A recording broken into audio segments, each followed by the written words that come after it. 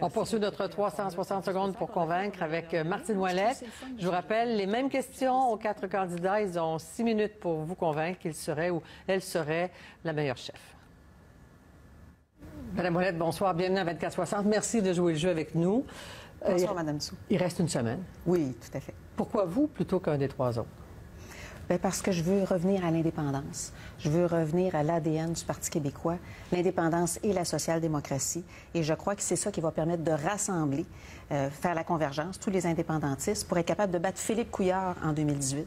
Moi, je suis profondément convaincue que sans l'engagement à réaliser l'indépendance dans le prochain mandat, on ne réussira pas à battre Philippe Couillard, qui est le pire gouvernement que moi j'ai connu de mon existence. L'engagement ou la promesse, l'engagement qui vous définit le mieux? Je dirais claire, transparente, assumée. Oui, mais l'engagement, c'est faire l'indépendance, c'est quoi? Bien, je vous dirais, il y en aurait 2. Je vous dirais, oui, réaliser l'indépendance dans le prochain mandat, qui est vraiment un engagement fort de la course à la chefferie. Puis je vous dirais Climat Québec 2030, qui est vraiment l'engagement que j'ai fait tout le long de ma vie politique, depuis que je suis militante jusqu'à maintenant à la course à la chefferie, qui est, dans le fond, un investissement de 15 milliards pour créer 350 000 emplois d'ici 2030, pour un développement économique que je définis comme étant intelligent, tourner le Québec vers le 21e siècle, donc l'électrification des transports, l'énergie renouvelable, l'efficacité énergétique dans les usines, dans les bâtiments verts avec la géothermie, le transport en commun. C'est vraiment ça qui va démarquer le Québec et qui va le projeter dans l'avenir. Une course à la direction, c'est comme un test d'embauche, d'abord par les militants. Alors, si vous êtes un ou une vraie chef, quelle est votre force? Je vous dirais le travail d'équipe. Le travail d'équipe, la détermination et la volonté. Votre faiblesse?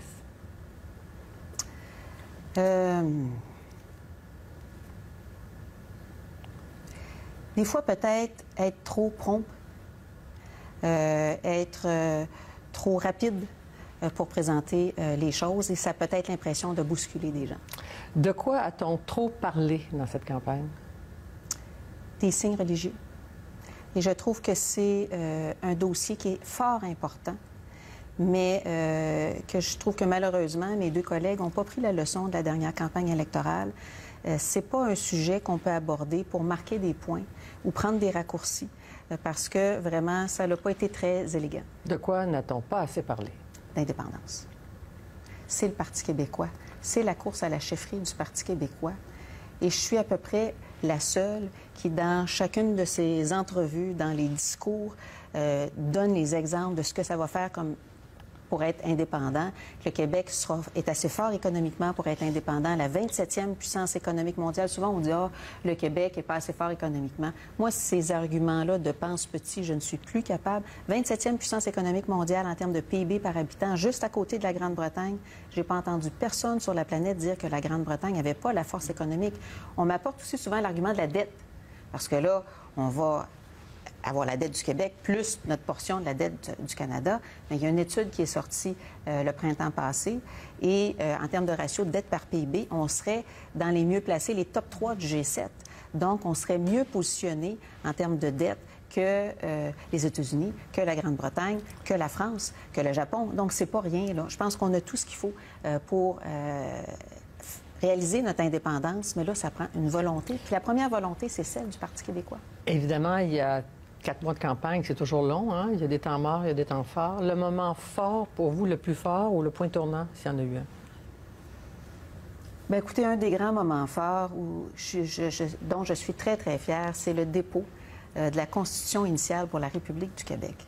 Moi, j'ai trop entendu depuis, je vous dirais, une vingtaine d'années. Depuis après 95, il faut faire ci, il faut faire ça, il faut parler de ci. Il faut sortir de ça. Il faut arrêter de dire qu'est-ce qu'il faut faire. Il faut le faire. Et donc, moi, je n'ai pas attendu la fin de la course à la chefferie pour déjà déposer et faire des actions, par exemple, comme le projet de constitution initiale pour la République du Québec, qui répond aux questions sur la monnaie, sur les frontières, sur la citoyenneté, sur la laïcité, sur la langue française, sur l'environnement, parce qu'on a inscrit à l'intérieur de la Constitution initiale le droit à l'eau, ce qui était extrêmement important aujourd'hui en 2016. La condition pour réaliser vos engagements, vos promesses, c'est bien sûr de prendre le pouvoir. Les sondages, en tout cas ceux qu'on lit, laissent à penser penser que les libéraux peuvent être là pour longtemps parce que le PQ connaît un déclin dans la faveur populaire depuis 20 ans, notamment chez les jeunes. Est-ce qu'il faut être jeune pour diriger le parti? Comment assurer ce virage générationnel? Il faut aller du côté de la CAQ ou du côté de Québec solidaire? Bien, vous l'avez dit, le Parti québécois subit un déclin depuis 20 ans. Qu'est-ce qui s'est passé depuis 20 ans? Le Parti québécois a mis l'indépendance en sourdine. Et c'est notre principale force, c'est notre principal pouvoir de mobilisation. Et c'est sûr qu'en mettant l'indépendance en sourdine, ça fragmente le Parti québécois. Et c'est l'indépendance qui va nous permettre de faire la convergence. Québec solidaire le dit, Option nationale le dit. Et si on veut convaincre les 30 indépendantistes de la CAQ, il faut que l'indépendance soit à l'ordre du jour. Sinon, pourquoi les voteurs de la CAQ voteraient pour le Parti québécois? Donc, moi, je crois que c'est vraiment ça qui va faire la différence. Il faut s'assumer. D'ailleurs, il y a Jean-Martin Hossan qui avait comme exemple, comment voulez-vous, si vous vous présentez pour le Parti vert, dire, moi, je me présente pour le Parti vert, mais inquiétez-vous pas, dans le premier mandat, il ne sera pas question d'environnement. C'est pas crédible. Le Parti québécois, c'est un parti indépendantiste, et ce qu'on veut, c'est de réaliser l'indépendance. Il faut l'assumer, c'est ça qui va faire la différence. En attendant ton indépendance, êtes-vous prête à être première ministre d'une province? Et si oui, est-ce que si Ottawa vous donne de l'argent pour la santé avec des conditions, cet argent-là, vous le laissez sur la table ou vous le prenez? Bien non, c'est notre argent. C'est pas Ottawa qui nous donne de l'argent. Des conditions, là. Mais non, mais c'est notre argent qu'on envoie à Ottawa. Donc, très clairement, on va reprendre notre argent. Et le moins de conditions possible. Ils n'ont pas d'affaire à nous imposer des conditions.